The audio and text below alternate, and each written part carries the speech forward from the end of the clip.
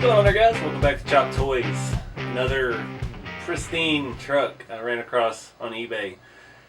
And it's one of those kind of deals. I wasn't going to buy it. They were asking 200 bucks. And eBay started this thing now where if you're watching something, the seller can send special offers to the people watching the item. And yeah, got a special offer on this for, I think it was $175. I had to jump on it. Seems high, but this is actually kind of special. So what this is a 1960 Tonka Cement Truck. First year of the cement truck. And the other than the cab being a 60, you got the T in the grill and the smooth bumper, the 3 ribs on the hood, and the single hump on the dash. It's special is it's the only year of the cement truck that came with the black wall tires. 61 and on, they all had white walls, which seemed silly on a cement truck. But the main thing about this is it's all there. Everything on it's original, and everything on it is excellent condition. So yeah, I got my Don DeSalle price guide here. This shows the 1960 cement truck price ranges. Where are we at? For poor, or what do they? How do they judge this? Good, excellent, and mint. He's got it at 100, 275, and 450 in mint condition. So with shipping, I have about 200 bucks in it. I feel pretty confident that this was a good investment. And yeah, let me show you a closer look at it. So looking at front, it's got a little bit of tarnish on the grill and bumper, but they are perfectly straight. The headlights are a little scratched up and spider webbed and stuff, but they're there. They're original. The edge of the hood, got just a couple nicks on the high spots. The paint is a beautiful, like satin. It's lost a lot of the sheen over the years, but it's still mostly all there. And you can see here, we've got a little bit of the paint webbing in the opening below the grill. So it is an indicator that it is all original paint. Hasn't been messed with at some point in its life. The windshield, I do believe, is original. It's not the same thickness as the aftermarket ones that you can buy now. They seem a little bit thinner, and it actually fits perfect. There's no damage up here. There's a couple little nicks on the front. The rest of that is perfect. A-pillars are perfect. Everything about this truck is just spot on, original, and perfect. Looking at it from this side, this is the only major paint wear it has. The paint is kind of peeling up. It didn't want to stick right there. And you can see the bare metal, which has absolutely no rust on it. So this has always been an indoor truck, apparently. But yeah, the way it's peeling and everything indicates that it's original paint. The hubcaps have, this one has a little bit of rust on it, just on the inside edge. That was the problem with these 5-spoke wheels, not the 5-hole. They tended to rust really bad. I don't know what kind of plating process they made a change for in 60 when they started with these. But they didn't hold up as well. A lot of them I have are, even after you sandblast them, they're just not usable. But you can see here we've got our proper door sticker. It's got a little nick in the bottom, but not bad at all. Again, our roof line and everything is perfectly straight. It feels smooth to the touch.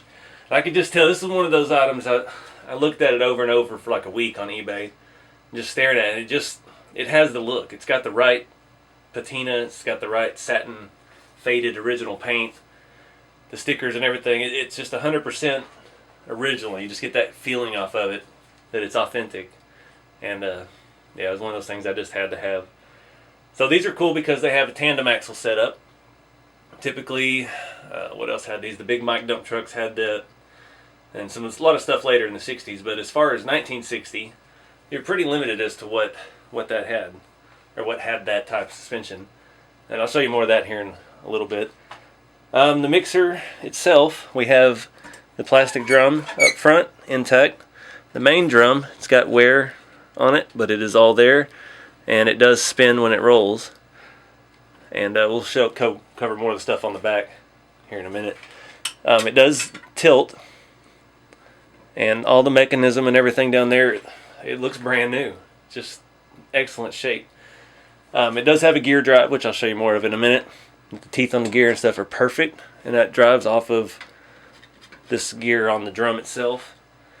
We actually have both rubber caps here for the tilt mechanism. And the tires are in excellent shape too. They're hardened, but they're still actually, look at this. There is no, a little bit on the back, there is no side-to-side movement on the front axle. The tire is not even worn at all, it seems like. So let's move around back. Looking around back, we've got a little bend on this fender here, and this one's got some nicks on it. I'll pull that back out here in a second. It should be pretty easy. It does have all the parts, which is usually rare. This is held on with one rivet on the top, and it is there and intact. You can see where this is rubbed up against it, and this does fold down like it's supposed to, and then you tilt it, you know. It's all there and working. And this fold back up. See, the end of the frame is perfect. Not a scratch, not a bend. Looking at the axle tabs that hang off the frame, it's perfect. Everything about it. I didn't even notice that bent fender until we got here. And that probably happened in shipping because it was questionably packaged. Which I don't know how you could do that with such a nice looking truck, but yeah, oh well.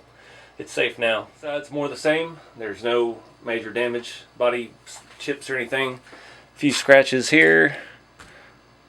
Stickers are great. I believe, I don't know when they changed it, but I know the 62s and 3s had a different Tonka font up there, as well as the year appropriate door sticker. And that looked better to me, this old style. Let's see if we can bend this out real quick.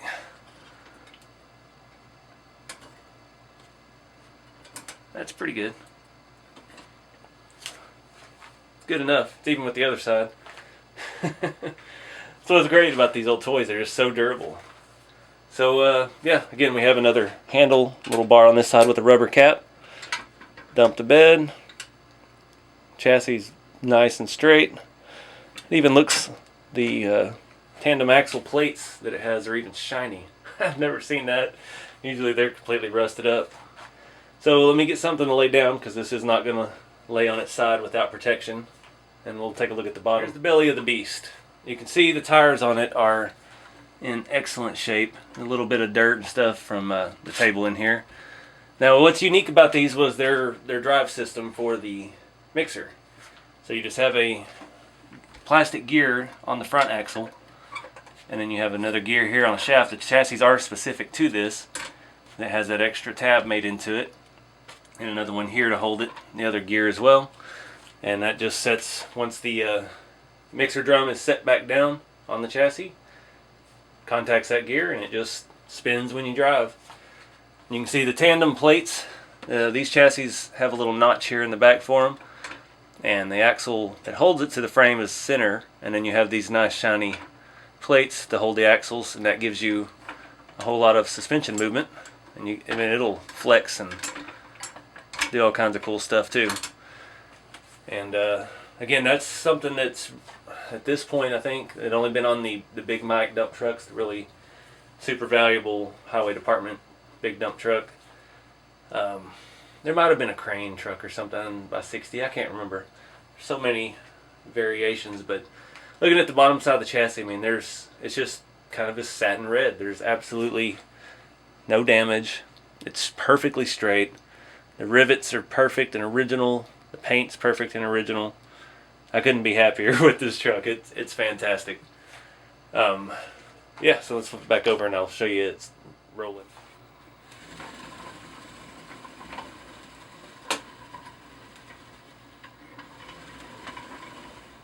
It's just perfect.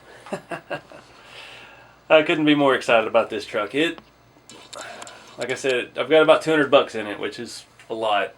But the book says in mint condition, $475. I figured that probably includes with the box. So either way, it's worth at least $100 more than I paid, and I can live with that. I'll sleep well tonight.